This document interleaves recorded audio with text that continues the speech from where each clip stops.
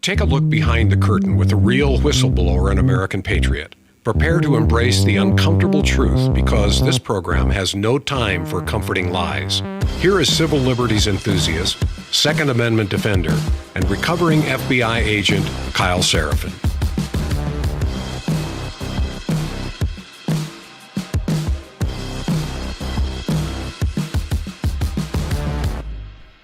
Well, hello, my friends, and welcome to today's Kyle Seraphin Show. Thanks for joining me, and I think we've got a whole bunch to cover today, so I'm going to get into it relatively shortly. We're going to be talking about Tom Homan. We're going to be talking about Kamala Harris. We're going to be talking about Jimmy Kimmel. We're going to be talking about free speech. We're going to be talking again about weaponized government. It's not over yet. It hasn't stopped. And what's really funny is that Republicans are calling it out because they experienced it during the Biden administration. Democrats are now calling it out, and not everybody understands it. Folks, if you're watching right now, make sure you're liking, you're subscribing, you are over on YouTube and Rumble, and you are hitting those buttons because they do boost us in the ratings that happen internally. Had some funny little discoveries going through our analytics with Rumble and YouTube yesterday. First of all, for those of you on YouTube, we really appreciate you guys joining over there. I cannot tell you how much more capable that platform is and how much, I'm not going to swear, but I'm going to say shenanigans happen over with our folks on Rumble. And for those of you that are listening in the audio, really appreciate all of you guys. Consider checking out our folks on Spotify. If you haven't looked at our feed on Spotify, it gives you video and audio both. And I continue to see every single week we have more and more monthly listeners and or viewers happening over on Spotify. The reason is because I think the platform's actually superior. Look, some people just did it better than others. No question about it. I was always an Apple podcast listener because that's what came on my phone, and I never really thought about it any further. The ability to push a button and flip over to video and see some of the stuff that I'm going to show you, or watch a video real quick if we have a clip in a segment because you don't care about looking into my beard all day, that's fine too. But there's something that's something really capable about a platform that gives you that opportunity, and you can close the app out and still listen to it and so on. You don't have to pay any extra. So check them out. Let's get into a quick sponsor read, and then we've got a ton of material that I want to get into. Let's start with the folks over at Patriot Protect. You guys, we've been talking about them for several months now. It's worth looking into. If you don't have someone protecting your online profile, this is the way to do it. Patriot-protect.com/KYLE. It's scarily easy and ridiculously cheap for criminals and scammers and anyone looking to harm you to find your personal information online. They can find your home address. They can find your phone number, the workplace, family members. They can make all kinds of ways that they can easily sort of impersonate you, or they can go out and open up accounts in your name. Data breaches make it even worse. They expose sensitive information, but the people search websites, the data brokers that are out there doing this for free might be the biggest threat. They're actively harvesting all of your personal data, like your address, your phone number, your family connections, publishing them online, making money off them, using Google clicks and so on. And if you guys want to reduce and or eliminate that, it's going to help make your profile online smaller. It's going to make you a harder target for scammers and thieves and cyber criminals and the like. Go ahead and look into my friends over at Patriot Protect. It's patriot-protect.com/KYLE. They are constantly scrubbing the internet. They're out there trying to make sure that you are the smallest target possible, which means it protects you. If you are the most difficult to find, it makes you the least likely to be targeted. They also have a blackout service that's looking in to find the stuff that's already been sold by scumbags out there on the dark web. 24/7 digital protection. It's cheaper than what you pay to keep your lights on when you leave your lights on. If you guys came from a house like I did where you always turned off the lights, now my kids never do that stuff. In any case, you can go ahead and turn off the lights on your information on the web. Patriot-protect.com/KYLE. It's inexpensive. Use my name at promo, or use the promo code Kyle at checkout.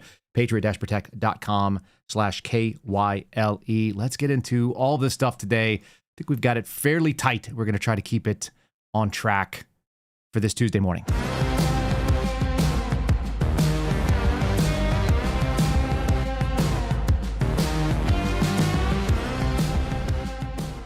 All right. And here we go. Let's launch right into the boring and kind of dumb part of it. Donald Trump is going to meet with Chuck Schumer and Hakeem Jeffries to try to avert a government shutdown. I kind of wish he would not do that.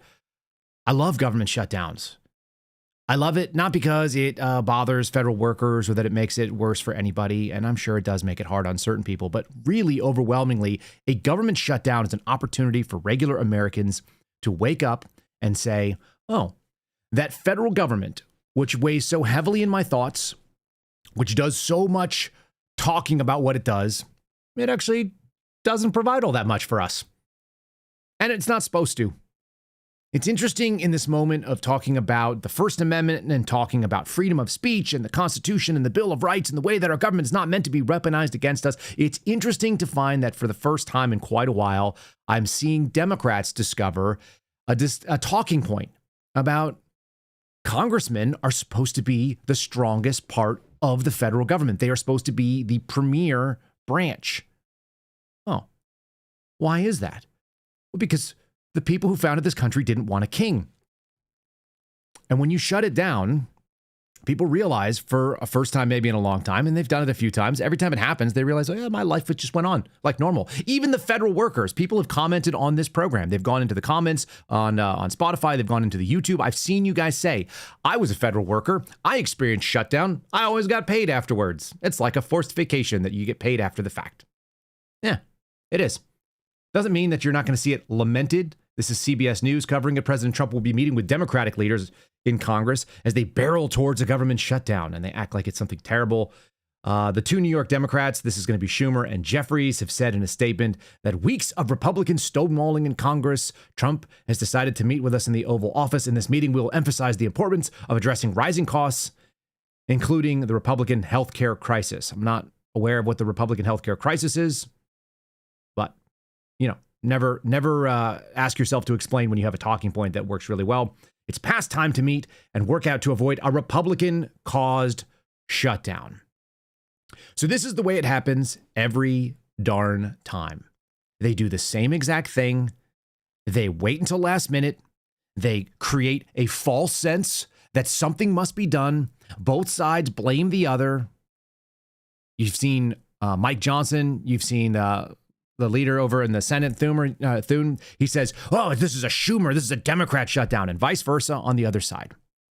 And I have to ask you, who flippin' cares? Why do they act like this is a real crisis? What I'm showing is the meme that I referenced yesterday. This is a great one, by the way. The popular perception is that you have the left wing is a Democrat wing of this plane. There's an aircraft here. It's kind of a cartoon drawing. On the right wing, you've got your GOP, the elephant. And in reality, they're not wings on different sides of a plane. They're not right wing and left wing. They're both just wing on the same side, flying around in circles, creating this totally ridiculous animal that postures for us and does theater. And they do this sort of circus routine where it's not my fault, it's their fault, it's their fault, it's my fault, back and forth. Why can we predict that a continuing resolution is going to be passed? Why can we predict this starting on the first day? We'll tell you that there will be a continuing resolution in September of 2026. Why? Because these people show up to not do the job. And the job is hard, it turns out. It's actually a hard job, I think. There's a reason why people don't go, you know what sounds really fun to me? Getting involved in politics. Well, why would that not be fun? Because you have to lie? Because you have to get up there and be ineffective and then just make excuses and try to say, this is something I learned in high school. This goes back, what is it? Probably 25 plus years. I remember the discussion was that the overall approval rating of Congress was abysmal, and it's only gone down in my lifetime. And then the second piece of it is that individual Congress people are actually thought of pretty well by their constituents. So how can that be? How can it be that a body of all of the folks are thought of terribly? Like imagine Major League Baseball thought of horribly, but your team thought of great, or people that played for your team thought of really great in the community. Why would that be? And it's because they actually run on something that is antithetical to any reality. What they say is all of those members of Congress, they're a bunch of crooks. They're out there using insider trading. They're out there not representing the interests of the American people, and so on and so forth. Congress, the unit, is terrible, and I am the person that must go to Washington to break it. I must fix this problem, and you must send me back because I'm the only one who's fighting on your behalf. And that's it. That's the entirety of it. The entirety of it is the unit, the body is bad. I, as an individual, am unlike all of those other people. I am virtuous and unique and good. So they do it. They just push this along. And what's the change? Nothing. What's predictable? The same thing every year. When I showed you guys that Republicans spend as much money as Democrats or more, it's not to say, well, Democrats are obviously better. They're not. They're clearly not. Their ideas are just as bad. But the point of it is that Democrats, at least if you're a conservative type person, they tell you up front, we don't believe in reality. We don't believe in the difference between men and women. We don't believe that your money is your own. We don't believe that you're supposed to have freedom. And we are going to go up and tell you right up front to your face that we are coming for those things, and then we're going to act in that way. And Republicans, I think, are worse, only because they're sneakier about it. They say, oh, yeah, we're just like you. We are also God-fearing, conservative people. We also want small government. We represent your interest. And then they get in and they vote in the opposite way. And they don't do the job that they were hired to do. So you tell me what's worse, folks in our chat. What is worse? Is it worse that someone tells you who they are, that they are your enemy, that they disagree with you, and they are going to fight against your interest? Or is it worse that someone says they are just like you, and when you wake up and turn the lights on, you find out they've been conspiring with the enemy all along and doing the opposite of what they said? Do you want treachery, or do you want honest opposition? I mean, I don't want any of them. When I say the words post-partisan, I mean that I've evolved beyond the idea that any of these parties could represent me. And by the way, that's not a unique position. It's just a name that I haven't heard a lot of people use. All of these people seem to offer up their fealty to this earthly type God, this godverment. My wife and I have been watching The Chosen, and I don't choose to watch religious programming per se. It's not my thing. I'd like to watch like action movies at night and then go to bed and sleep and think about doing violence to my enemies. That's what gives me peace as I close my eyes. But I've been watching this dramatization of the historical person of Jesus, and then obviously a religious aspect to it as well. And it's so deeply moving to try to flesh out the stories. And it reminds me that I guess we're supposed to lose, that this perfect person did come here and lost and gained the entire globe, and that there are billions of people who have believed in who he is. I guess that's kind of reaffirming, considering how bad the news could get.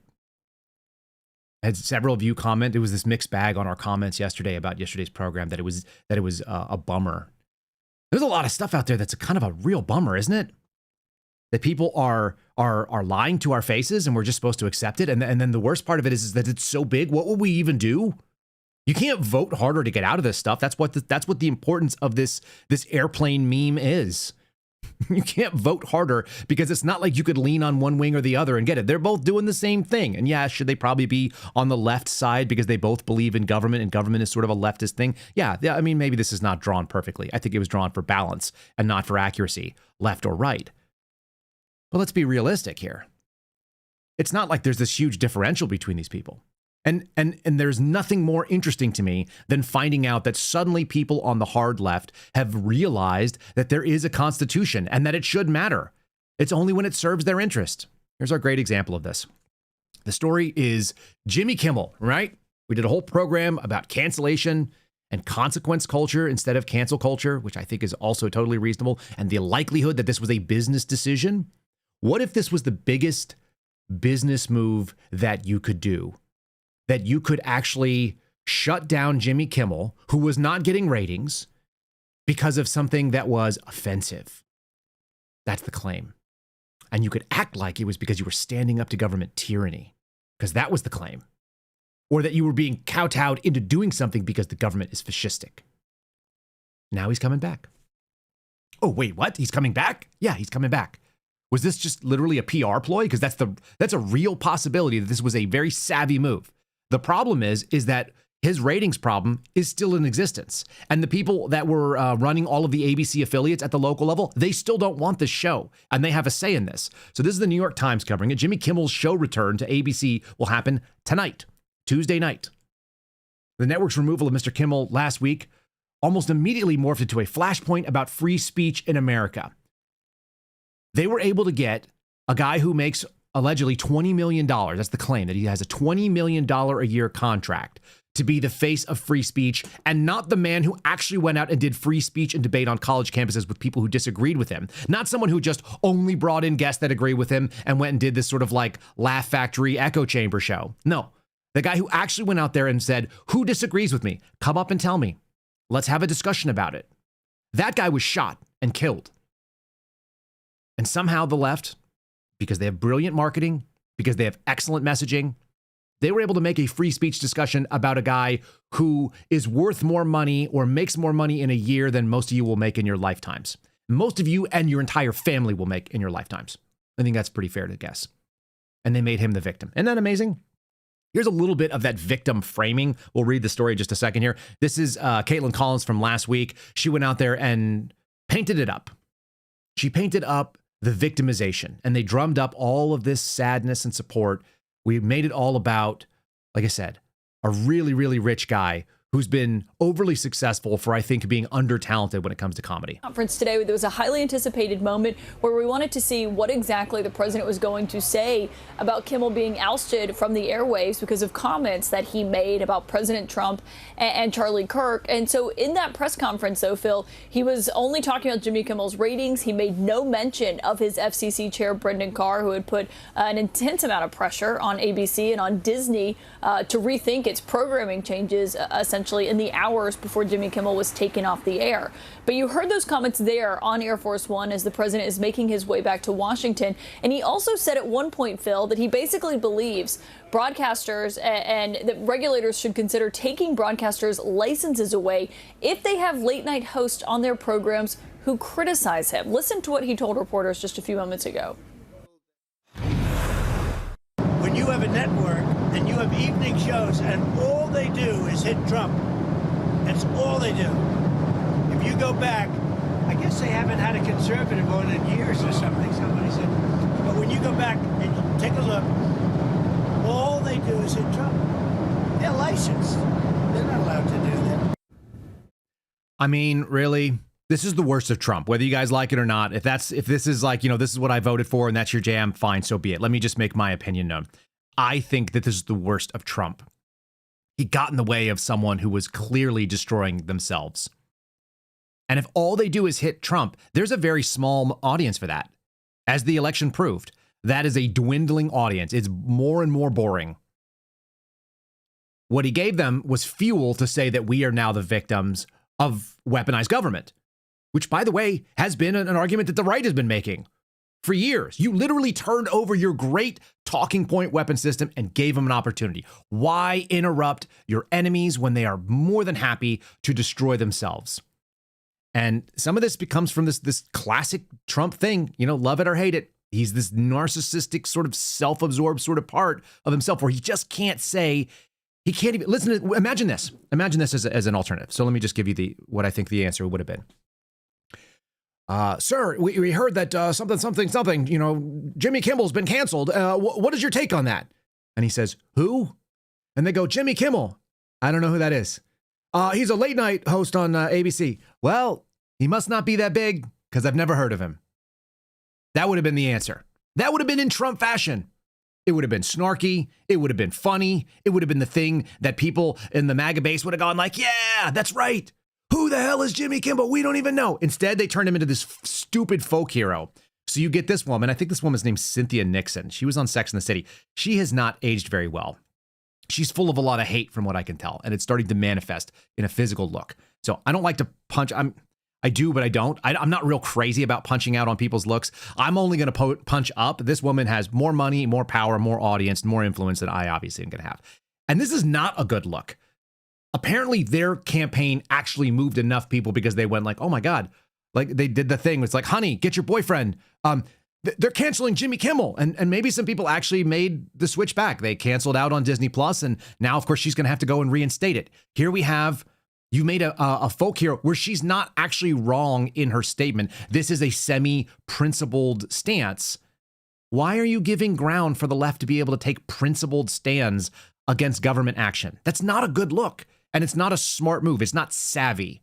You interrupted the enemy when they made a mistake. Hey, I just canceled my Disney Plus and Hulu subscriptions. and they asked me why I hit other, and I wrote, because I believe in the First Amendment, reinstate Jimmy Kimmel. Now, my whole family is really gonna miss Abbott Elementary. We are really gonna miss Only Murders in the Building. But you know what? We would miss the First Amendment a whole lot more.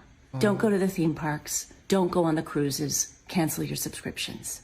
Now. So I'm with her. I don't want to go to the theme parks. And I also don't want to go on the cruises. And I don't know what shows she was talking about. Maybe you guys can fill me in on the comments. Are those good shows that she's talking about, whatever they were? I've never heard of them. I don't know what they are. It doesn't seem like it's probably a very successful business model because I'm right in that prime demographic. At 43, I'm the group of people that they want to go and influence the buying decisions of because I've got kids and I'm going to be shaping their futures. I have no idea what she was talking about. But she made a hero out of a guy that didn't need to be. Why would we do this?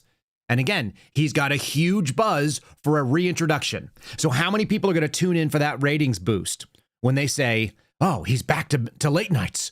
What will he say? Will he apologize? Will he double down? Will Kyle Seraphin care? No, I will not. Many of you will not either, but a bunch of people that were motivated to go out and find that out will. So it's a savvy business move. Last Wednesday, we made the decision to suspend production on a show to avoid further inflaming a tense situation in an emotional moment for our country, says the Disney company. Okay. It's a decision that we felt some of the comments were ill-timed and thus insensitive. I don't believe them at all. We've spent the last days having thoughtful conversations with Jimmy. And after those conversations, we've reached a decision to return the show on Tuesday. So he was off for a few minutes. They folded faster because of the actions that took place on the right. And that is my take. And it is a truly dumb move. It was unnecessary. It was unforced. Let me give you another example. This was Chris Hayes. Again, this would have been the perfect time to say, listen, you guys are acting bad. If the government end had stayed out of it and it was simply a business decision, then you wouldn't have had this reinstatement, I don't think. But instead, you've given him an opportunity. Here was Chris Hayes. I don't know if we played this last week or not, but again, they made a hero out of a guy who's not a hero, and he doesn't seem very funny. He's not interesting to me. And I'm in the demographic of people that theoretically would like it. I don't know anybody that watches the Jimmy Kimmel show. Maybe you don't either. In fact, I've got a comedian talking about that in a second. Here's Chris Hayes. You know, they do not ever want to live by their own medicine, and we gave him an out. ABC made the announcement Kimmel would indeed be taken off the air indefinitely. And this is just the latest chapter in Donald Trump's ongoing campaign to crack down on free speech, dominate the media, and essentially render the First Amendment meaningless. So it was for the journeyman cable news host Tucker Carlson, just fired from his third network. He believed he could say anything, no matter how vile, no matter how disgusting, no matter how offensive, no matter how dehumanizing or belittling. And if you act like a sociopath over and over and over and over, you will become unpopular on the national stage. Yeah, or you could just give air to a controversy that didn't need to be there. You know who even got in on this? My favorite. Guys, this is one of my favorites. It's not just because he's one of my favorite people to do an impression of, but because he's just so fun. Who's more fun than Bernie? Who's more fun than a socialist in his 80s that's also a millionaire? He has lots of money, but it's not because it's not because he shouldn't be. He wrote a book. He has talent, and if you have talent, then you too can write a book. Bernie Sanders cares about the First Amendment. In these very troubling times, we hear a lot of talk about freedom. So let's say a word about freedom. We now have a president of the United States who just the other day said, and I quote, "I have read someplace that the networks were 97% against me. I would think maybe their license should be taken away," end of quote. Really? Mr. President, that's not freedom, that's authoritarianism. Last I heard, under our Constitution, which you swore to uphold, the American people are allowed to criticize the president. The media is allowed to criticize the president or anybody else. We now have a Trump-appointed Federal Communications Commissioner, FCC, named Mr. Carr, who celebrated getting Jimmy Kimmel taken off the air and then threatened other shows saying, "We're not done yet." Hey, Mr. Carr, that's not freedom. That's precisely what happens in authoritarian societies. And Bernie Sanders knows this because Bernie Sanders went to the Soviet Union and was a big fan. Well, they definitely did not do authoritarianism. He talked about freedom. This is the oligarchy at work. Yeah, all right, whatever. Interesting, isn't it, that they discover principle right at the time? Like, look, wasn't this the same group that said you have freedom to speak, but not freedom from the consequences of those speech? The same people that celebrated Tucker Carlson or Roseanne Barr or Donald Trump getting taken off all these places. You know, why give them any air? So here's the second part of the story that is being covered at this point by NBC. And I think this is the relevant part. This actually lends more credence to the money angle. Jimmy Kimmel's show is returning on ABC, but not all stations will air it. The claim is that the network pulled the show because the FCC commissioner threatened regulatory action. But what does that have to do with the fact that Sinclair, which is the one of the largest ABC affiliate groups, said, yeah, beginning Tuesday night, we're gonna be preempting it. We're gonna do something else. We're not interested in airing it. ABC said they're gonna put it back on the air. That's fine. It's available now. But that doesn't mean that anybody wants to watch it. Many households will not see the show. They operate more than 35 ABC affiliates across the country. So 35 markets will not have the Kimmel show. That tells me it's about money. It's about what they can sell. The way that network programming tends to work is that there's some sort of a national ad that goes along with it. That's part of the deal is baked in to showing the program. And then on top of it, you have locals, which is why you get like car companies and stuff doing advertisements on your national programs. And you're like, hey, does everybody get to buy a truck deal in Wichita Falls? No, it's not, right? They sell local ads. And if they can't sell them, then they're not going to do it. So I think that's where it's going. Anyway, why interrupt your enemy when they're making a mistake? When we have opportunities to highlight weaponized government in such a good way. And I'm going to do that in just 1 second. The story of Tom Homan continues to be one of the weirdest pieces that has been out in the media. It's been overshadowed by the memorial of Charlie Kirk. It's been overshadowed by this discussion about freedom and First Amendment suddenly coming from the left. It's been overshadowed by government shutdown. There's a really weird story that's been kicking out there about $50,000 in a paper bag for a member of the current Trump administration. And we're going to do that in just 1 second. We're going to talk about it because we need to, because I think it actually illustrates the same thing that now you got the left crying about, but they don't want to hear why. Before we do it, let's talk about my friends over at My Patriot Supply. Folks, the website is mypatriotsupply.com. They've declared that September is Emergency Preparedness Month. That's a pretty good reason to do it, mostly because September is when the federal government figures out their budget and they figure out how they're going to screw us and take all of our money. So if it is, in fact, the National Preparedness Month, the question should be asked, hey, how much food do we have on hand? Can we handle food emergencies? What about water? Do we have a way to filter water? What about power? This is a big one. If a storm knocked out the power, could I do my job from home? Let's say you work from home like I do. I have a solar generator sitting right outside of this studio space that will run the equipment in here for something like 50 hours from what I can tell. That's what the calculation says. Our friends at My Patriot Supply are making disaster preparedness easier than ever before and more affordable. They're giving away $1,500 in free emergency food and gear with the purchase of their Preparedness Month Mega Kit. It's a full year's worth of emergency food. It has water filtration that can purify water from almost any source. It's got a solar generator and more. And the best part is you're going to get this $1,500 worth of free equipment with it. Go to mypatriotsupply.com/KYLE, as you saw on the screen, mypatriotsupply.com/Kyle. Make sure you guys use our website to be able to check it out. You're going to see right front and center, they give you this whole sort of a spiel, and they give you that huge array of products there. If you want to do a one-shot solution to how to get yourself ready, that's 6 months for you and a family member. It could be 1 year for you if you live solo. Make sure you figured out what your options look like so you don't find yourself behind the curve. A lot of us were doing this before November of last year. Many of us have been trying to stock up since we saw what happened with COVID. Remember, there were like lines outside for eggs. There were lines for toilet paper and so on. mypatriotsupply.com/KYLE. There is a link in the show description for both of the advertisements and for both of our sponsors for today's program. So go check them out if you guys are so inclined. Let's talk about this weird, truly weird scenario with Tom Homan. Now I'm going to go start from MSNBC. Let's start hard left. Tom Homan was investigated for accepting $50,000 from undercover FBI agents. Trump's DOJ shut it down. That's the headline.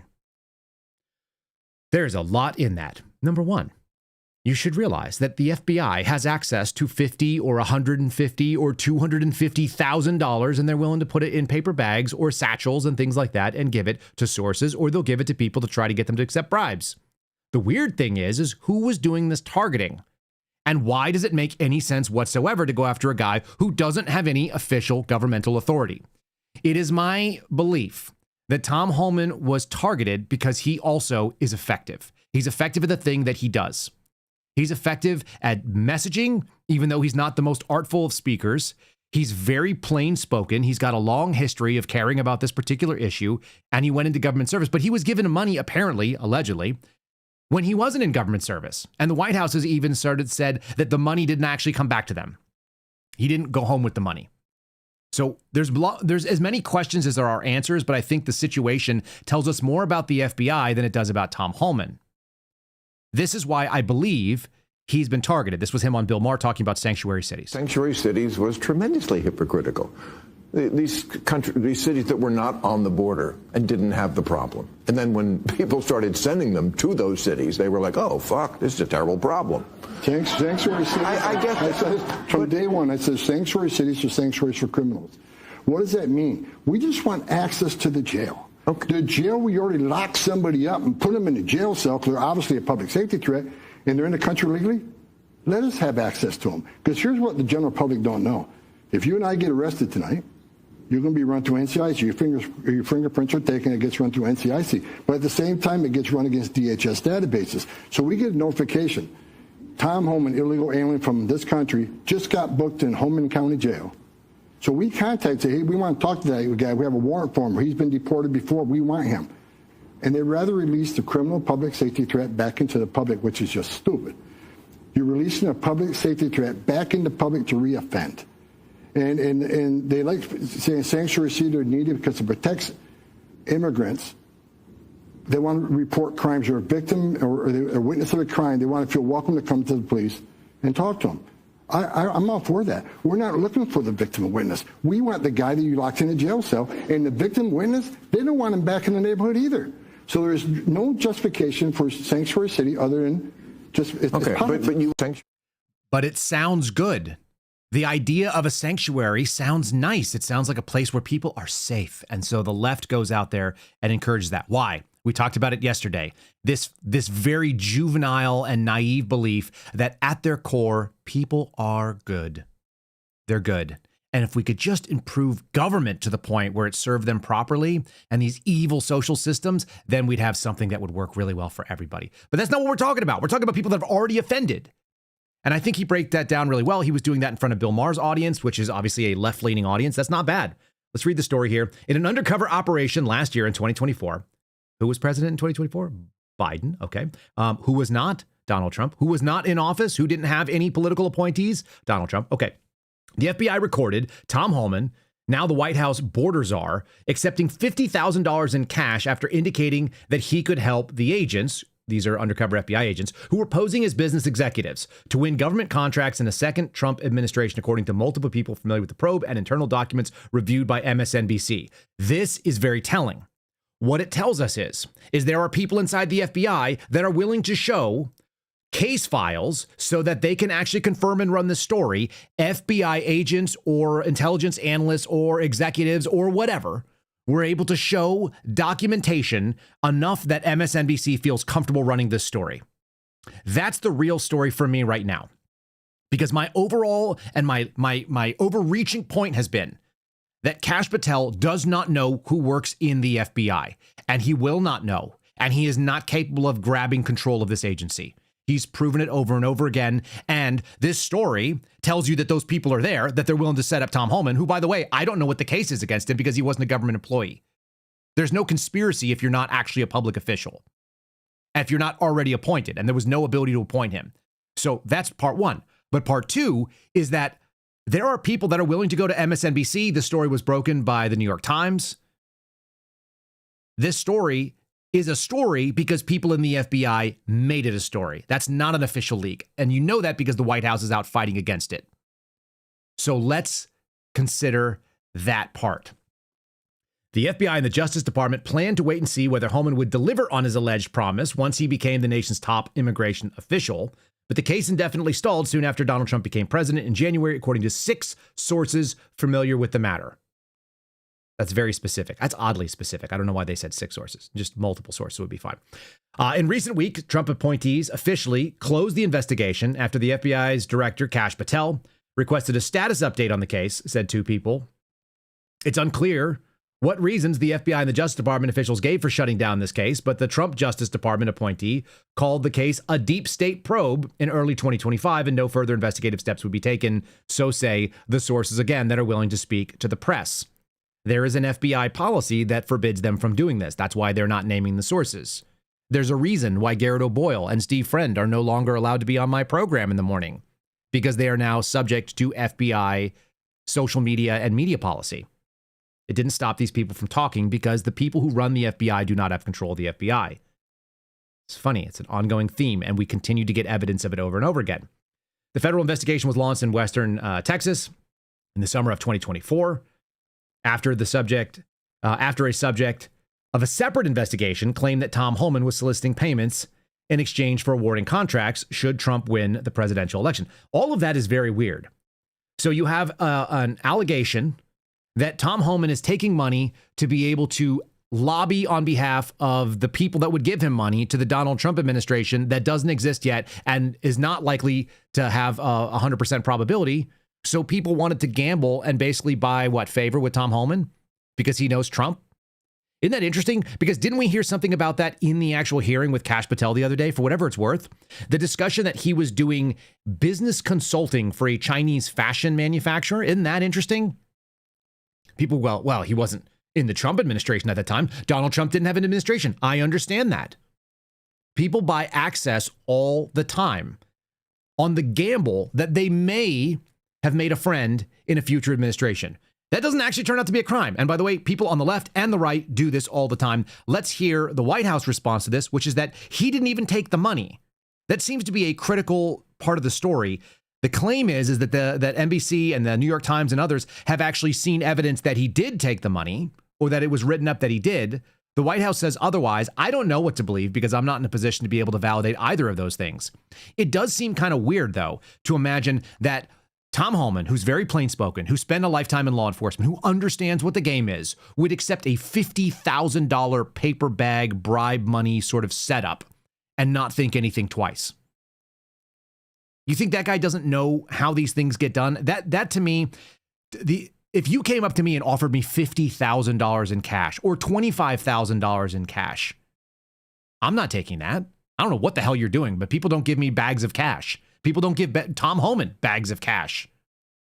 Now, you want to give me stock options for some sort of consulting thing? I could see that making sense if I had some idea what was going on there. You want to give me the ability to have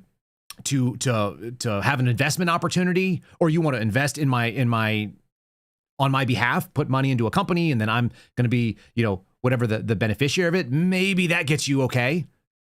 A bag of cash looks like an FBI sting. How do we know? Because the FBI does stings like that. How would he know? Because he's worked with the FBI previously. Very weird. Anyway, here's the White House statement on this thing. Did the president ask the Justice Department to close the case? And does Homan have to return the $50,000? Well, Mr. Homan never took the $50,000 that you're referring to, so you should get your facts straight, number one.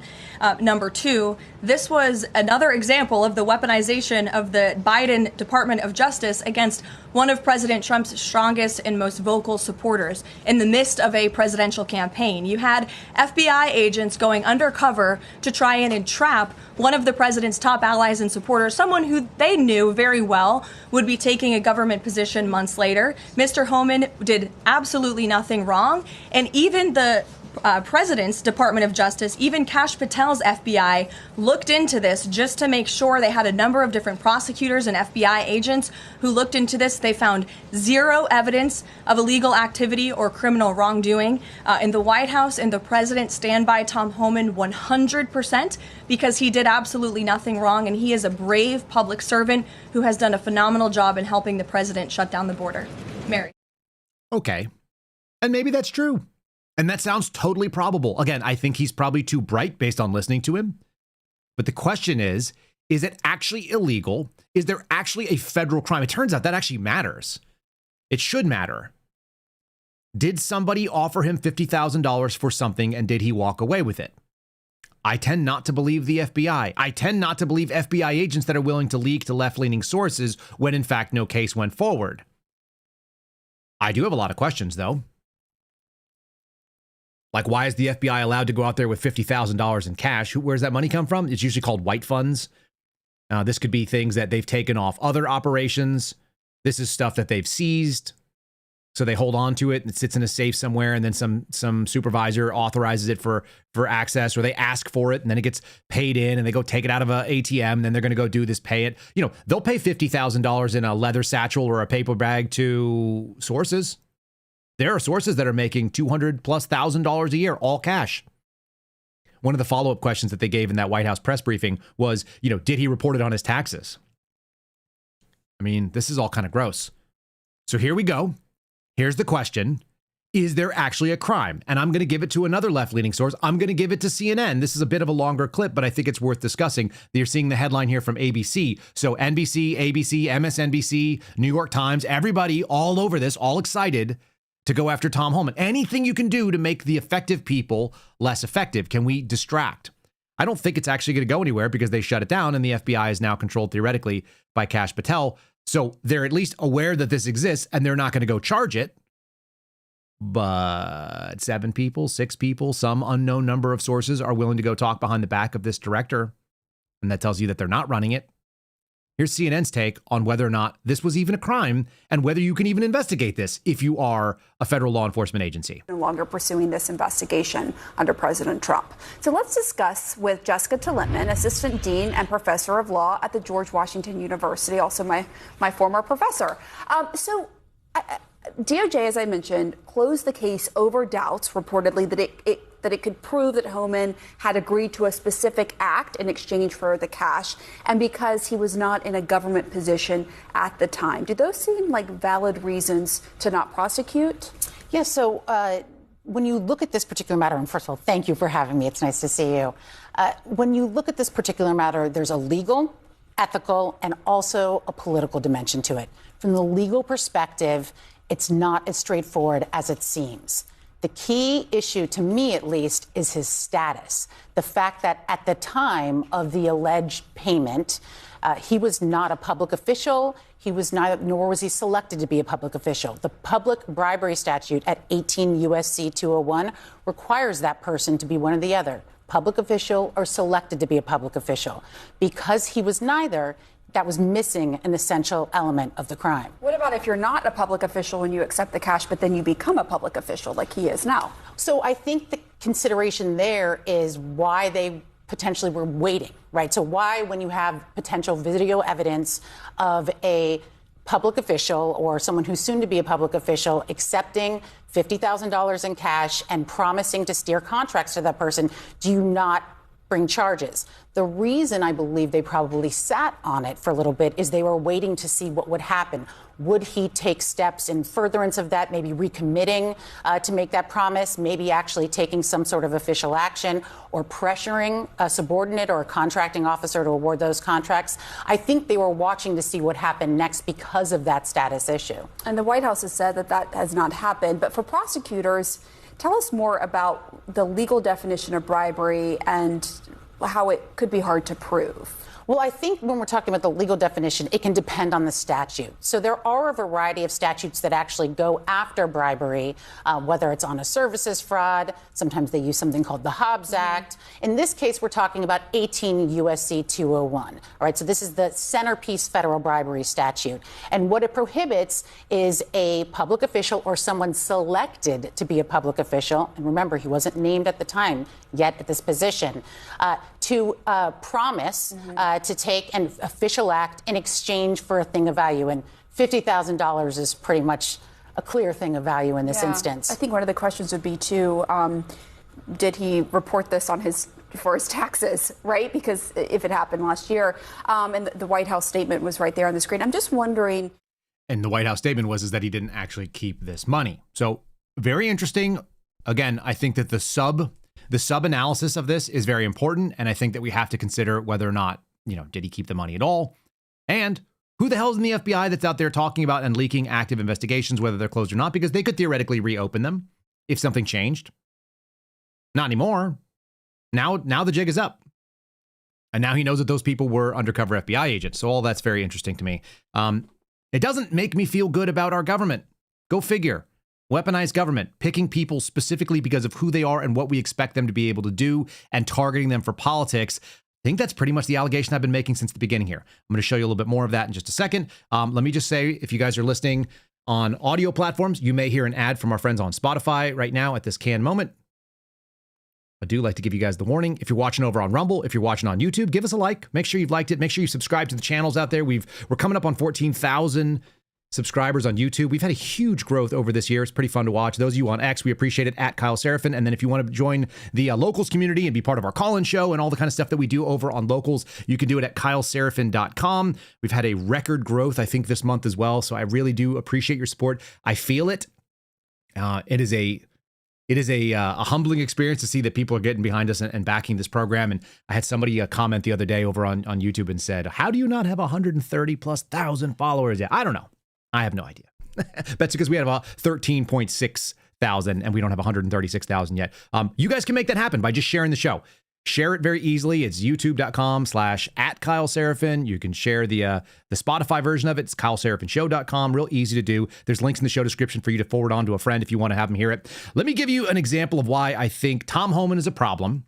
And it's going to segue nicely into a discussion about that one lady that almost got in charge, right? It almost wouldn't have mattered. Could you really go after Tom Homan if we had a President Kamala Harris? I'm sure they would have found a way to do it. That's kind of scary. It's this invitation and this appreciation of criminality. What you heard Tom Homan say on the Bill Maher show was very clear. Somebody breaks the law. They get run through NCIC. They're notifying federal authorities that another existing federal arrest warrant works, whether it be for immigration or otherwise.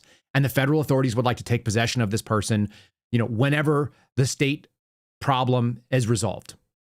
Or they would come in and take them and supersede. But if you have a softness towards those people because they came here illegally and therefore all illegal aliens are our friends. By the way, they victimize other illegal aliens. That's what happens. I've worked those types of cases. I've done MS-13, child trafficking, and so on. It's illegal alien on illegal alien. That's who's hurt. It's very interesting. And maybe it comes from this mindset of all people are innate good and government is bad. I'm touching back on yesterday's program, that naive leftist idea. Here's a fantastic sort of embodiment of that naivete. And it comes from none other than fake ghetto, very wealthy, educated, expensive private schools, matriculated Jasmine Crockett. Here she is. Understanding what ends up having people become criminally impacted really informs so much of what I do legislatively, right? So when people are like, oh, crime is terrible. And yes, it is, right? Like, because when somebody goes out and commits a crime, they don't typically, say, well, I'm a D or I'm an R or I'm an I. It's not like literally like, it's about, well, how do you fix it? How do you make community safer? And I do think that I'm in a unique situation because I was having the conversations with people that were going out and committing crimes. And so I understood what was kind of pushing them there. And so I do want people to know that just because someone has committed a crime, it doesn't make them a criminal. That is completely different. Being a criminal is more so about your mindset. Yeah, going out and committing a crime doesn't make you a criminal. It turns out actually getting arrested for that crime is what makes you a criminal, I think. No, it's actually doing the criminal act. That's what criminality is. So that kind of word salad leftist nonsense is the same kind of thing that we might have had for years under a President Kamala Harris. And we did dodge a little bullet there, didn't we? There's been a book released called 107 Days. I'm quite excited to share some silly clips about Kamala Harris, who's now back. She's taken the requisite amount of time drinking or whatever it is that she did in her off time. I'm speculating here. I'm not making a statement of fact. Whatever she did in the downtime. Now she's back. She's every bit as awkward as she was before. She's every bit as much as the power of our democracy, word salad sandwiches, as she was before.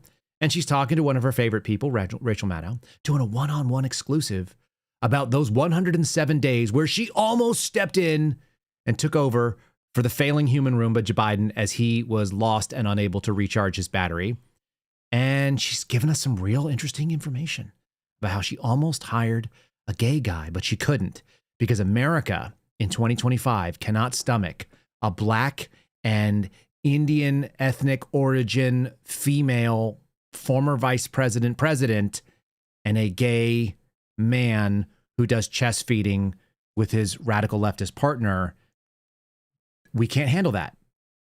They somehow knew that wasn't going to be a winner. Why? If his reaction to that, since this part of the book has come out, if you've had any reflection on that, or I guess I'd ask you to just elaborate on that a little bit. It's hard to hear. Yeah. With you running as, you're the first woman elected vice president. You're a black woman and a South Asian woman elected to that high office, very nearly elected president. To say that he couldn't be on the ticket effectively because he was gay is hard to hear. No. That's not what I said. That he couldn't be on the ticket because he is gay. My point, as I write in the book, is that I was clear that in 107 days, in one of the most hotly contested elections for president of the United States, against someone like Donald Trump, who knows no floor, to be a black woman running for president of the United States and as a vice presidential running mate, a gay man, with the stakes being so high, it made me very sad, but I also realized it would be a real risk. No matter how, I've been an advocate and an ally of the LGBT community my entire life. So it wasn't about any prejudice on my part, but that we had such a short period of time. It was such a short period of time that we knew that a gay guy would have been a death blow. How awkward was that moment? You got Rachel Maddow and Kamala Harris both trying to say, not say the thing that they're trying to say. I like when Steve Jennings cuts through this. This is a clip from a couple of days ago. This is not even last night. He just goes out there and fillets this ridiculous argument because the political left has celebrated gender transitions of children, has celebrated the killing of babies up to the moment of birth. You think their hard line was that there's a gay guy with this dimwit who can't string a sentence together? Tell me otherwise. Oh, CNN covered it. Here we go. Quick last word, Scott. So you couldn't pick Pete Buttigieg because he was gay, but you could endorse taxpayer-funded sex changes for minors? I mean, honestly. And then you pick Tim Walz. There is not a single political operative alive who believes that Tim Walz was a good choice or helped the ticket. Pete Buttigieg would have been a far superior choice. And the idea that you're going to go blame it on that now shows just how unfit she was for the presidency in the first place. Right, Scott. Oh, I think that's 100% correct. Maybe we could get her take on whether or not we should have Zoran Mandami, a 34-year-old communist, socialist, self-described guy who wants to take implements of commerce and have them run by the state in New York City.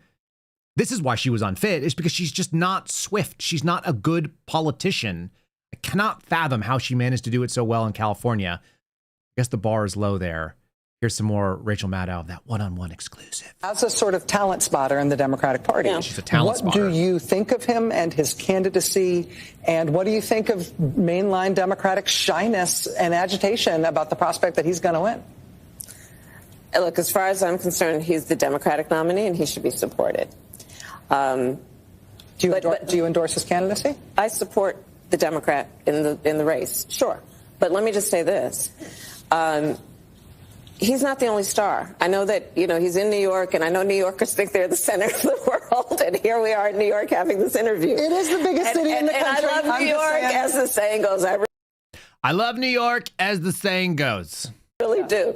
But, there are people like Barbara Drummond in Mobile, Alabama, Helena Moreno in New Orleans, they're all running for mayor too, and they are stars. So I hope that we don't so over-index on New York City that we lose sight of the stars throughout our country who are right now running for mayor and many other offices, governor and so on. So there are many other offices and so on. And that's what people are running for. So there's that. I don't know. We dodged a bullet with that person, which is why you end up with Donald Trump saying simple statements that are true. This is the Donald Trump we like. There's the Donald Trump that bothers me. The Donald Trump that bothers me is the one that goes out there and gets the FCC involved in a business decision that would have been the resulting firing of Jimmy Kimmel anyway, of natural causes. And you get yourself in, you create a little hero, and there's going to be a backlash. We're going to have to deal with Jimmy Kimmel being in the press for a little while again. Or you could just stay out and just say, these people suck. They're bad politicians. They have bad ideas. They don't make any sense to regular human beings. And I'm trying to do the opposite. Here he is at one of those old press gaggles. This looks like it's on Air Force One. This is the Trump that you guys want, I think, because it doesn't bother me a little bit what he says here. This seems true. So I ask you, what did the Democrats stand for at this point? I think chaos, confusion, anger. They're losers. They don't even want to extend the opening. We have a very successful country.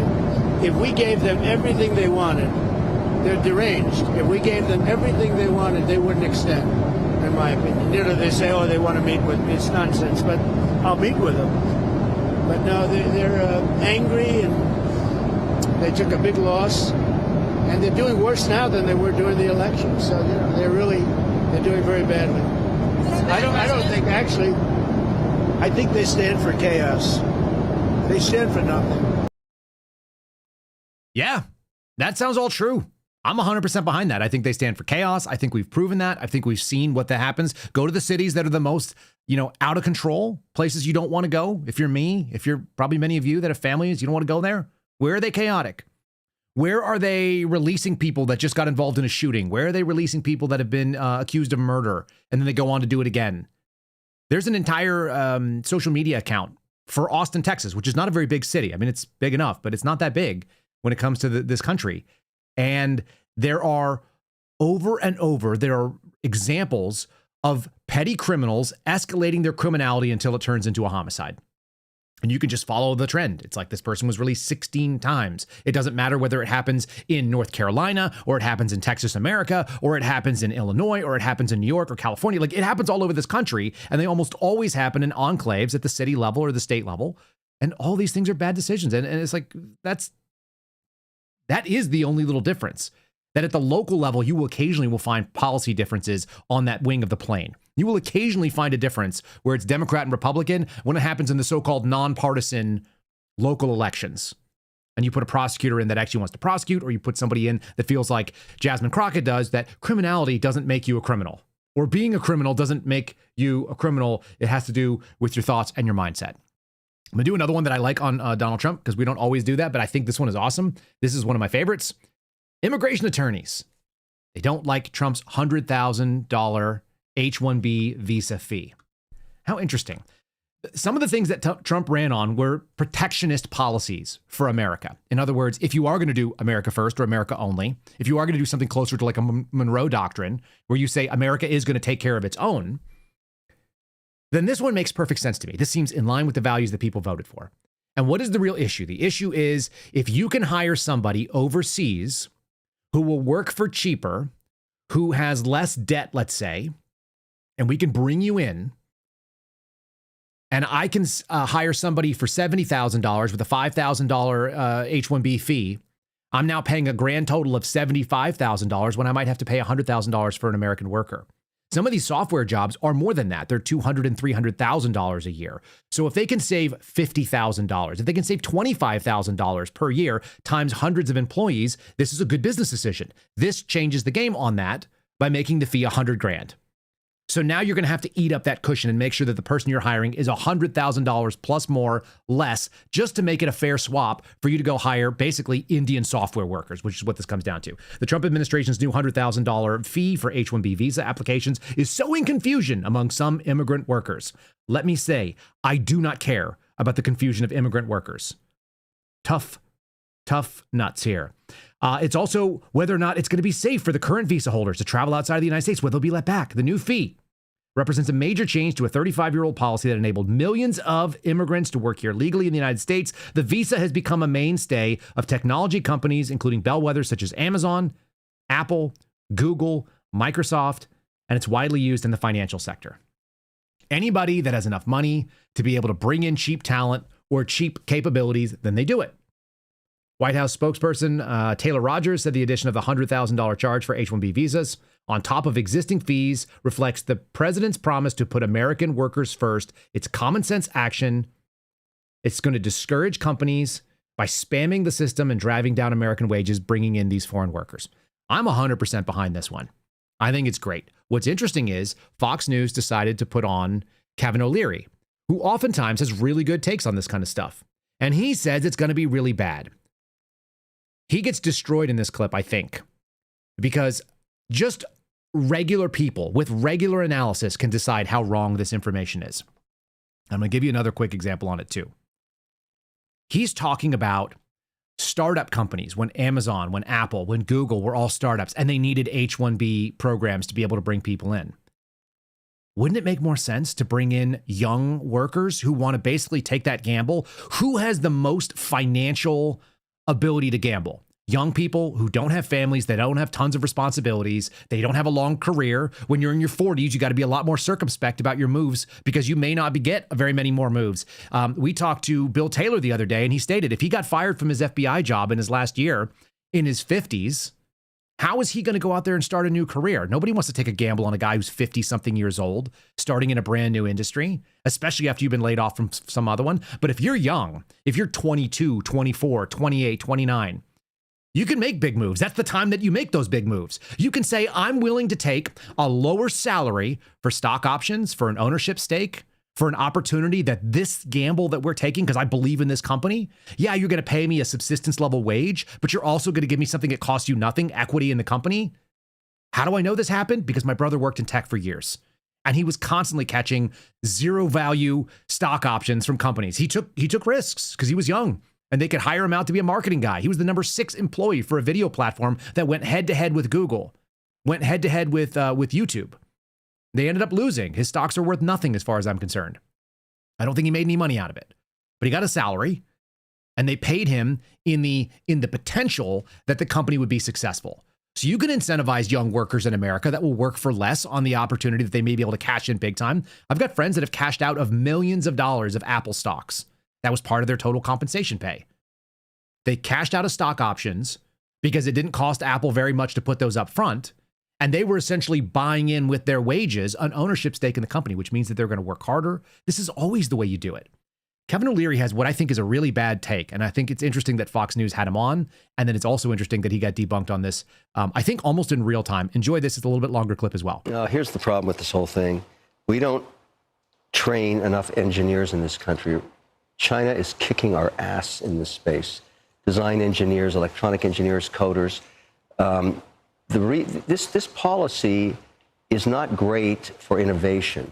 And so my operating companies, we can afford this. It's an added cost. But if you're a startup, as Apple was, as Oracle was, as Google was in a garage, you're trying to get engineers right now, particularly in AI. We've hired every friggin' engineer in the country already. They all have jobs. And that's why we have to bring them from other countries. My attitude is, and what made America great in the first place was immigration policy was to bring the best and the brightest here. They got married, they raised families, they created companies, they created millions of jobs. I mean, think about what Apple did. Think about what Google did. Think about what Oracle did. They were startups. They couldn't afford $100,000 an engineer. This policy should be fine-tuned for the areas where it's applicable, not to scare away tech guys from coming into this country. We're competing with the Chinese. We're competing with the Indians. Now those people are going to stay in those countries. My attitude is if you can get an Indian or Chinese or Pakistani engineer over here, get them in MIT, get them in any college, and then they prove, and you do a background check, that they want to stay here, give them a passport. Give their families a passport. Let them create a job in America. Give them $100,000. Reverse this whole thing. Pay them to come here and stay here. This is going to push away innovation long term. Don't love, I don't agree with all the policy. This one I don't like. This one is going to hurt innovation in America. Molly?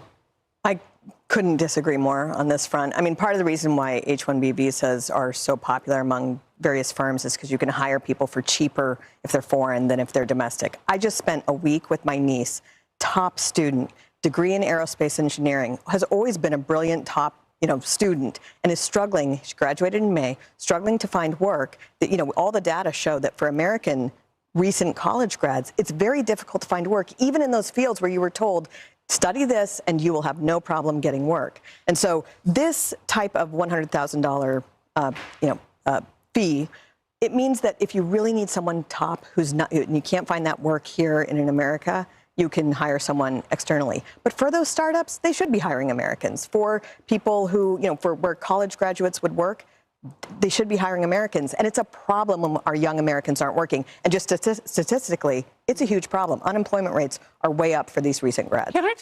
Did you see the stats that they just flashed on the screen? For those of you who are listening, you didn't. But what it said is that young workers between the ages of 22 and 27, it was almost 8% unemployed. That's a really big chunk of people. And for college grads, it was almost 5% in their post-college grad, that 22 to 25. Now, how much of that has to do with bad choices? I started off college and I wanted to be an English major because I thought I like to read and I'd like to write and that would be nice. And then I went, I also like to eat and I also would like to drive a car and I don't want to be broke for the rest of my life. So I switched over to study engineering. Not everybody's going to want to go do that, but, incentivize people. And if people are looking at the job market being soft, if you have somebody who's an aerospace engineer, and that's anecdotal stuff, but if you're going to send that person out into the world that's supposed to be very, very competitive and that they should always be interesting, but they can hire, a new engineer right out of college in America for $80,000, but you could pay maybe $50,000 for bringing an Indian in who's going to do a half-assed job of it. What are they going to do? They're going to go where the business decision leads them, especially more established companies. Again, they've always been able to handle, we had no problem firing up with young Americans in this country. And I don't think we have a brain trust issue there. I think this is a much bigger problem. So good on Trump. Good on Trump. There's the headline again, $100,000 H-1B visa fees. I think it's smart. I think it makes sense. I feel encouraged by some of these protectionist policies because we should be doing things that protect American workers and young people and giving them the bargain that they signed up for. Look, college already sucks. It's already a bad deal for the most part. Parents are having a hard enough time knowing that they spent all this crazy amount of money and put their kids into all kinds of wild debt. Like, how about we protect our own job market first? Because I could care less what happens to India's job market or the H-1B. I don't care if the Dallas housing market or the Austin housing market crashes because people on H-1B visas can no longer afford to buy their housing. Great. New opportunities. Now you've got, a glut of supply for people that have to go back to their own countries. That seems right. All right, I got some other stuff here too, because there's some other wild things that have been happening. We're going to talk Tylenol. This is maybe the wildest story that nobody is covering in a big way. This is a very small story on a couple of major outlets, and I want to cover that. Before we do it real quick, let me give a quick Spotify break again. If you guys don't mind, you may hear something on the audio. I'm just doing a visual here so you can do it. Remind you to like the videos if you're watching live, like them if you're watching taped, share it if you're watching over on Spotify or the audio platforms, KyleSerafinshow.com. Okay, this is a truly wild story. Check this out. How many of you have heard this? Secret Service agents disrupted and dismantled a network that could shut down the New York cell phone system. In and of itself, that's a fairly wild statement. Also, it's interesting that the Secret Service did it. Agents discovered electronic devices in 5 different locations around the city that could be used to disable cell phone towers. The system could also be used for criminal activities. The more I read about this stuff, the more questions I have. This is the kind of thing that I'd want to see an entire congressional hearing on. Is someone being prosecuted for this? The U.S. Secret Service agents have dismantled a network of electronic devices in multiple locations around New York City that could disable the city's cell phone networks. They say the system was used anonymously to convey assassination threats against senior U.S. officials and for criminal activities. This is the so-called swatting system. They ran this stuff down, and they found out that 5 locations within 35 miles of New York City, they had over 300 co-located SIM servers and with 100,000 SIM cards. That's 100,000 cell phone numbers that they can run out of this. They said the system could be used for moving firearms, computers, cell phones. They found cocaine on location. These devices allowed anonymous encrypted communications between potential threat actors and criminal enterprises, enabling criminal operations to operate or organizations to operate undetected. This is the New York Field Office Secret Service special agent in charge. The network had the potential to disrupt cell phone towers and could essentially shut down the cell network in New York City using like sort of denial of, what do they call it? Denial of service operations. These recovered devices no longer pose a threat, so they've got them. But who the hell put them up? Spoken on condition of anonymity, the networks could be used to disable EMS and police comms, as well as some of the encrypted chats. The network was set up so that it could do a denial of service attack, which basically means that they could block EMS or fire from responding to the scene. They could also do anonymous encrypted communications. They don't have a lot in the way of it. And this is what this thing looked like, apparently. This is coming from CNN. Look at these server farms. This is like somebody's apartment that they rented. And they filled it full of these multiple SIM. You've got boxes of SIM cards on the bottom. You've got servers that are going to take, tons of cell phone SIM cards in them. 100,000 numbers. How crazy is that? For me, this is really wild. You've got racks and racks of servers that somebody bought, rented out space. They don't tell us what it's all about. They said that these included the swatting hoaxes of MTG's residents. Rick Scott got some in Florida. So we heard about these threats. Who fixed it? Was it the FBI? No, it turns out Secret Service. How interesting. Why is that? Maybe they're trying to step up after doing some weird stuff. In any case, I'm going to keep an eye on this story only because I don't know that we've been told anything specific other than they found them. There were hundreds and hundreds of these servers, that there were thousands of these SIM cards on it, and that's it. Was it run by cartels? There's a question here, but not an answer in this story. It's not real clear, so I don't know if it's going to lead to criminal prosecution, but I'm going to try to keep an eye on this only because I'm very interested in, are they around other cities in the United States? That seems like this could be a serious capability that could be deployed. If it's 5 rental locations, we're talking about some real money behind it as well. And then you're talking about the equipment that you're seeing on the screen here is not inexpensive. This was not a low-tech operation. So who set it up? Why did they set it up? And who's funding it? And are there more? Are the questions that I have. And I think they're worth asking. Speaking of Secret Service, how about this? You guys remember the story of Ryan Routh? This is still an interesting ongoing thing. Closing arguments. The case is almost over down in Florida. I want to discuss that as well, and then we'll get into the autism and Tylenol thing and wrap it up here. Closing arguments set for the trial of Ryan Routh, the guy who was accused of trying to kill Donald Trump on the golf course. He's been warned. The judge warned the defendant about arguments that he can and cannot make during the closing part of this trial. Closing arguments are scheduled today. He stands accused of trying to assassinate Donald Trump at the West Palm Beach Golf Course last year. He's representing himself, despite any legal education or experience. He's been cut off multiple times by Judge Eileen Cannon while presenting his defense. He's been given arguments about what he can and can't say during his closing arguments. Any argument you make must be reasonably tied to the admitted evidence. He can't go out there and just say whatever he wants. This is not your opportunity to provide pseudo-testimony outside the context of sworn testimony, and each side has an hour and 45 minutes for their closing today. I guess we'll find out a little bit more as this goes into the deliberation. Really, really weird. Prosecutors allege that he put together a methodical plan purchasing military-grade weapons. I hate that word. I hate when people say stupid stuff, but it is ABC. That he researched Trump's movements. He utilized dozen burner phones. All of his plan is weird. And we've seen very little of it tied into what looked like either intelligence community connections, what was going on overseas. That doesn't necessarily have anything to do with the specific crime that he's alleged to have engaged in while he was targeting Trump for assassination. But it sure is one more of these things that has sort of fallen off the radar, where we're not asking questions about it as much. And it was overshadowed by an awful lot in this last couple days. To convict on the top account of attempted assassination of a presidential candidate, jurors have to believe beyond a reasonable doubt that Routh intended to kill Trump and took substantial steps to carry out his plan, even if he did not follow through or he changed his mind. They were informed, this is the jury instructions, each of you must decide the case for yourself, but only after fully considering the evidence with the other jurors. Remember that in a very real way, you are the judges of facts. Your only interest is to seek the truth from the evidence provided. In this case, he faces a total of 5 criminal charges: attempted assassination of a presidential figure, using a firearm in furtherance of a crime, assaulting a federal officer, possessing a firearm as a felon. Remember that? That was something that was weird. He's the one who had the duct tape scope on there, and using a gun with a defaced serial number, which is to say that he was using a weapon that he probably shouldn't have had in the first place based on being a felon, at least in this country as it currently sits. So you got a whole bunch of different violations out there, and that's going to be, I guess, decided sometime this week, most likely, especially because he's making his closing arguments, and I can't imagine how effective he's going to be. He looks like a skinny kind of Gary Busey, if you guys have not seen what this guy, Ryan Routh, looked like. Real strange story. Everything about it is bizarre. And I guess maybe that goes into some more of this sort of question about weaponized government, why we didn't have much more of a bigger take on this. I want to talk lastly about weaponized government and maybe the danger of declaring Antifa a terrorist organization. Because right now the left is going full bore on that and the Jimmy Kimmel thing. That's what they focused in on. They ignored the Charlie Kirk assassination. They ignored actual violence, disgusting, horrible snuffing out of a life of incredible promise.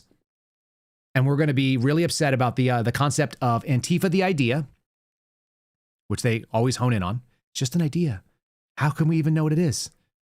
And they want to talk about how weaponized this government is now looking.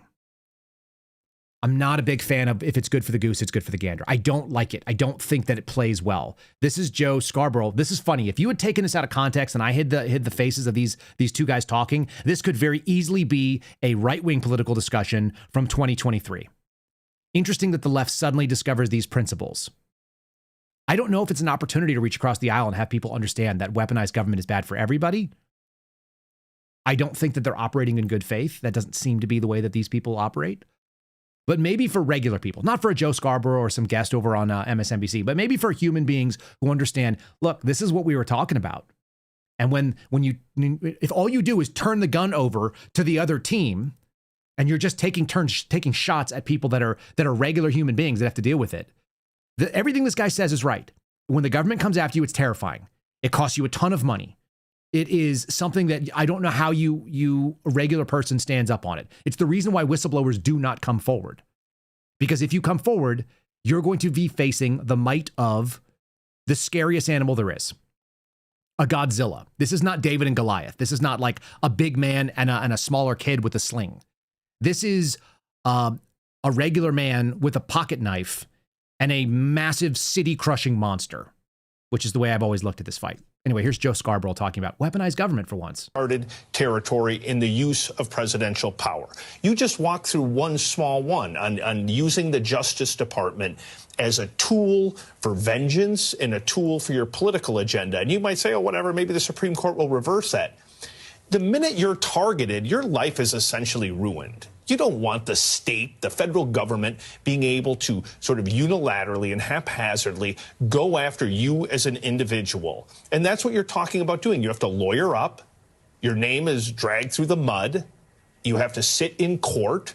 And you have to run the risk that a Supreme Court might actually validate the actions of the White House. That's just one small piece. Then you look at the number of executive orders.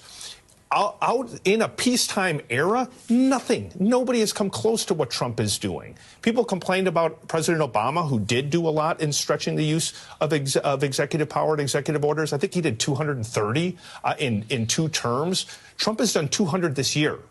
And then he declares emergencies for what most people wouldn't say is an emergency situation to further the power of the presidency. And the reason that Republicans should care about it, just like Ted Cruz cared about the free speech topic, is that all of these precedents, make no mistake, every one of these will be used against you and potentially stretched further because you have a 25-year history now of both parties creating an imperial presidency with almost no checks. I, for the life of me, can't imagine running for Congress, running for the House, running for Senate, finally getting power, getting to represent your community or represent your state, and saying, the hell with it. I'm just going to give all my power to the executive branch, even though the Constitution was never set up that way.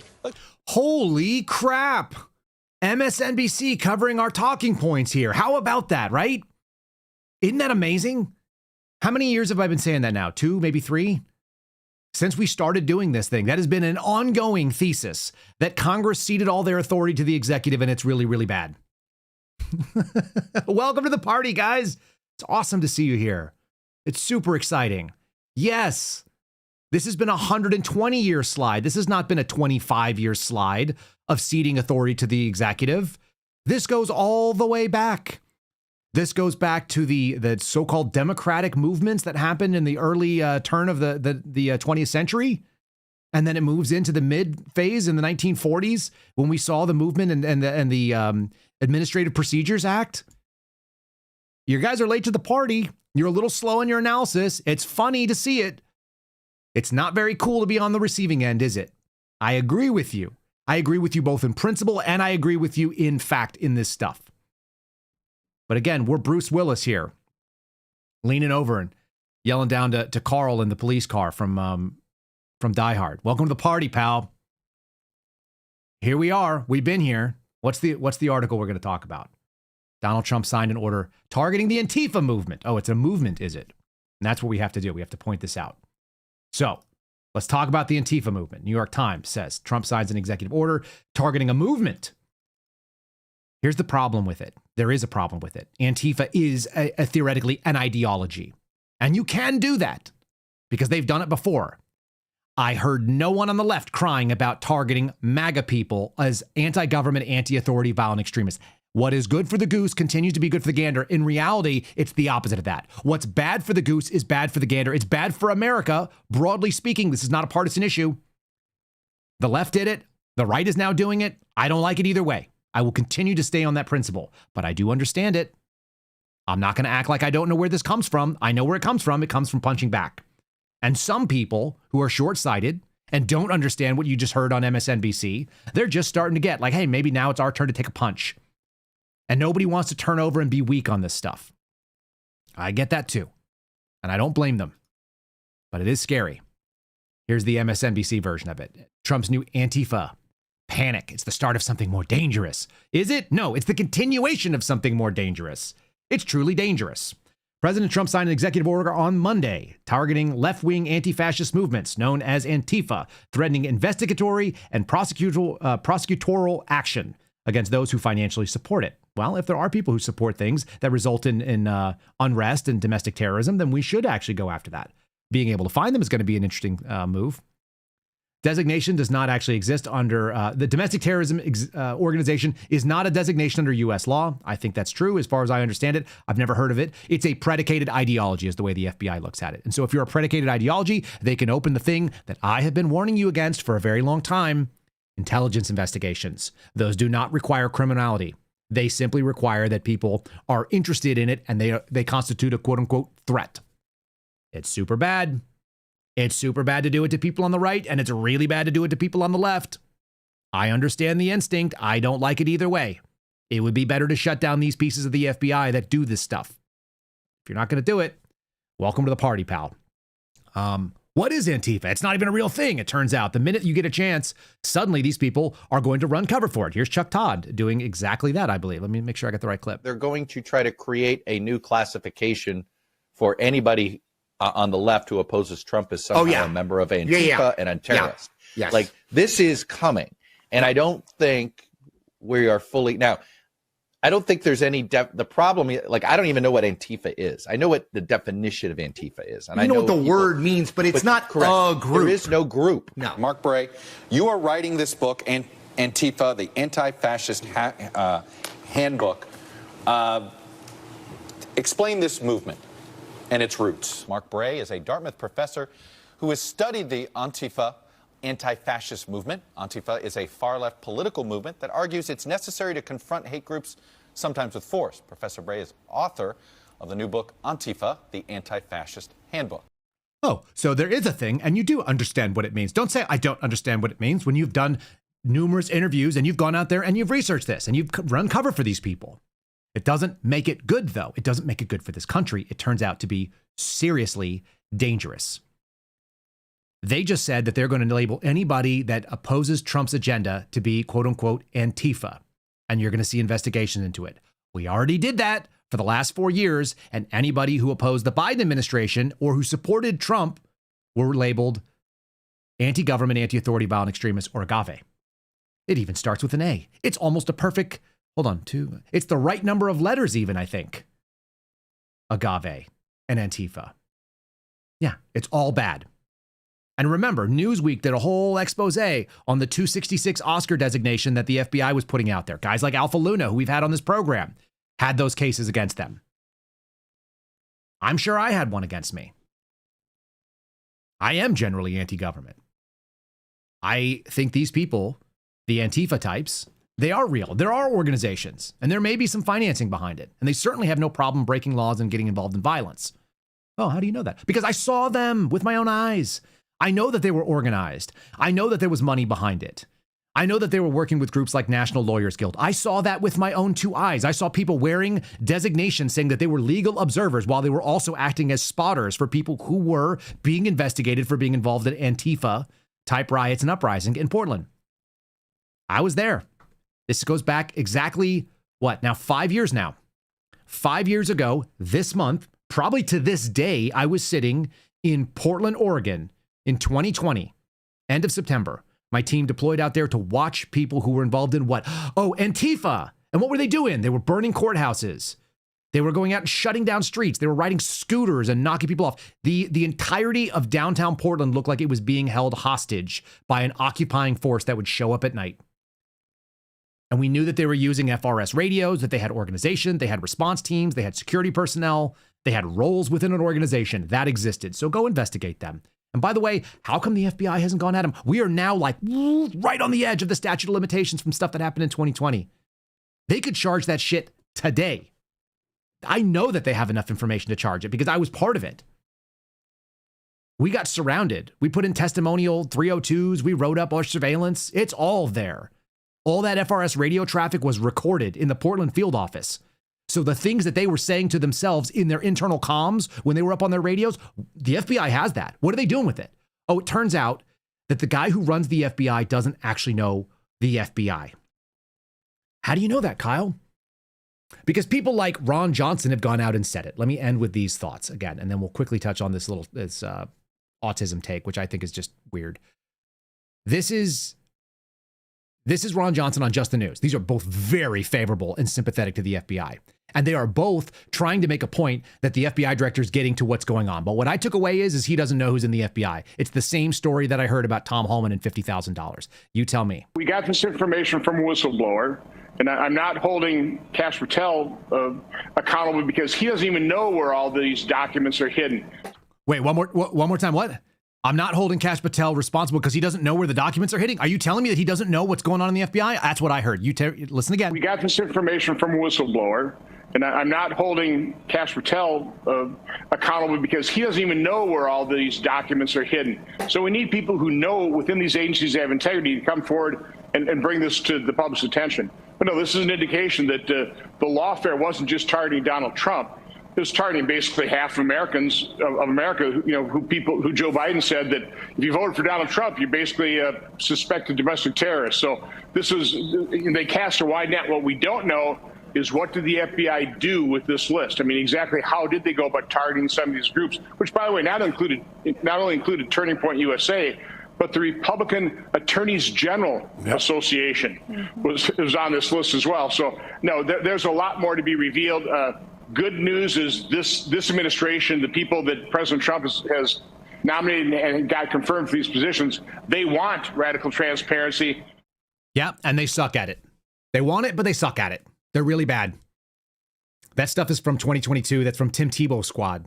Arctic Frost. This is not news. This is stuff that was revealed by whistleblowers. Yeah, they said that. You know what happens to those whistleblowers? They get retribution, including by Kash Patel's FBI. Because the FBI is the same FBI, because it's always the same FBI, because the people who run it are still there. They're the same ones that are leaking stories about Tom Homan. They're like, oh, you think you got a pretty good win right now? You found, AKA the guy turned himself in, the Charlie Kirk assassin. Oh, did you? Okay, cool. Guess what? We're going to embarrass you about something else. How about we go after Tom Homan? How about we prove to you that we're not done doing what we do here in the FBI? We're in charge, not you. I don't hold Kash Patel responsible. Why not? He's had 7 months now to take control of that organization, and he's been flying around on the jet and hanging out in Scotland and not reinstating whistleblowers. By the way, they're not back to work yet. You think someone's going to be a whistleblower and come forward and tell you the things that they did wrong? No way. They're going to go rat on their bosses. They're going to get destroyed. And you're going to make them, they're going to be worried about whether or not Kash Patel will come after them simply for making them look bad for saying things that are obviously true. This was the same reason why I ran the story I did about Chris Meyer. Not that he should be fired, but to prove you have no idea what's going on inside your agency, guys. So it doesn't matter how nice they were at a memorial service and Bongino went and hugged some kid and grabbed onto her face, which I saw on social media, and that was kind of weird. It's not good. And Ron Johnson gives him a pass. So we got that going for us. Let's talk Tylenol real quickly before we shut this thing down. Tylenol, there it is. That's the molecule that is Tylenol. And the story is as follows.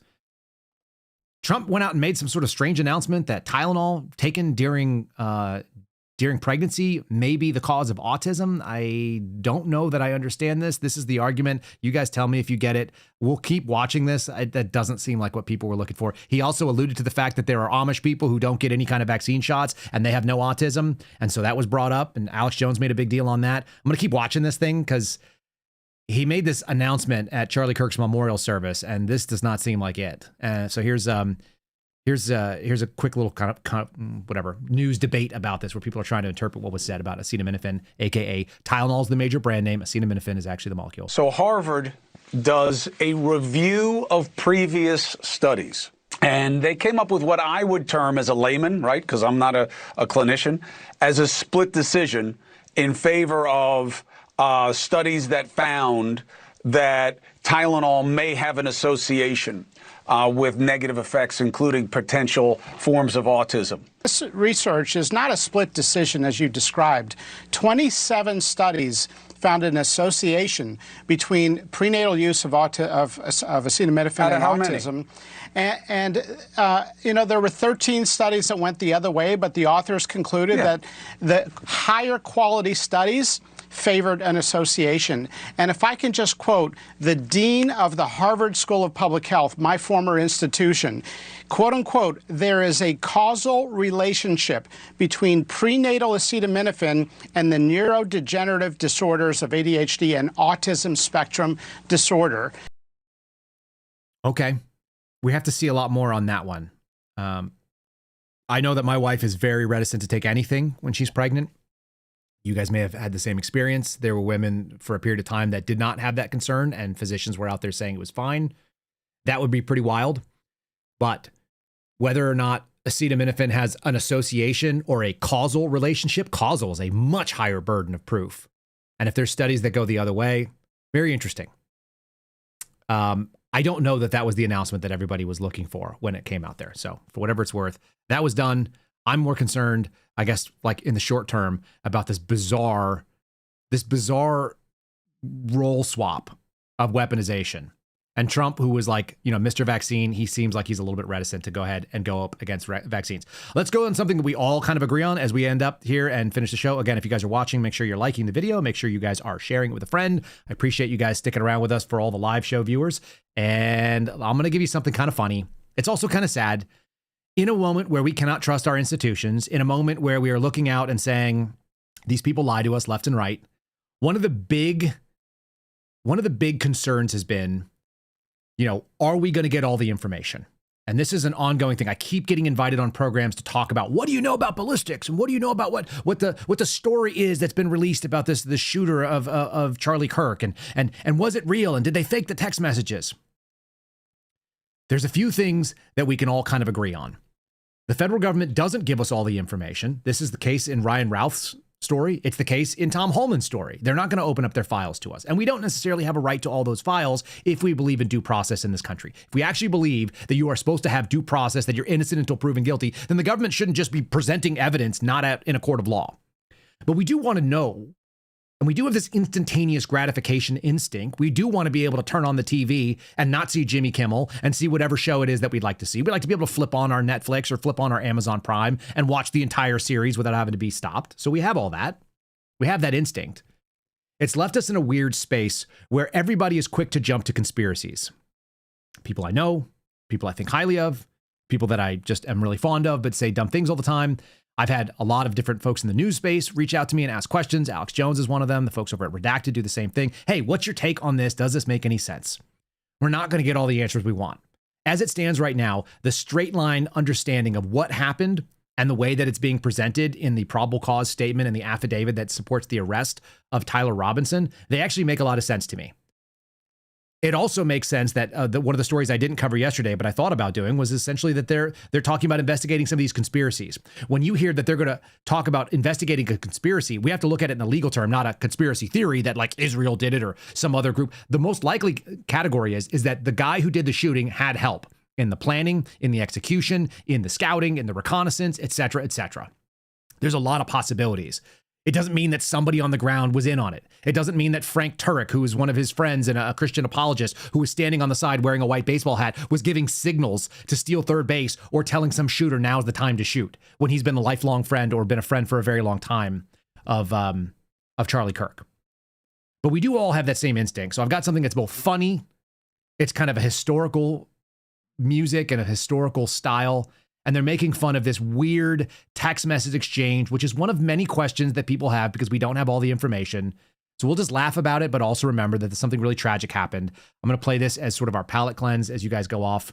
Let's remember that things can be interesting and amusing, and they can have, they can have all of the honesty, and they still don't answer all the questions that we have.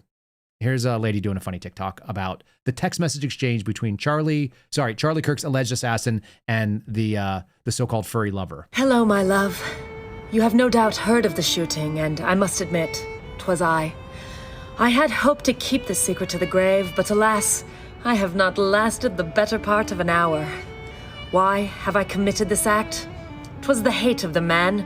Reason had no purchase in the poor soil of his soul. You have not asked, but in case you were wondering where I hid the rifle, my love, 'twas over yonder by that lingering squad car. My old man shall surely be missing it presently. Do you remember how I was engraving bullets the other day in front of you? Well, it was just to do a big meme. Look no further into that. Also, I shall now misquote my own meme. Ooh woo, oh whoa. Probably makes no difference. I apologize to involve you and for this text to be so short, but I am on the lam. In conclusion, I beg you keep this from the prying eyes of the fuzz.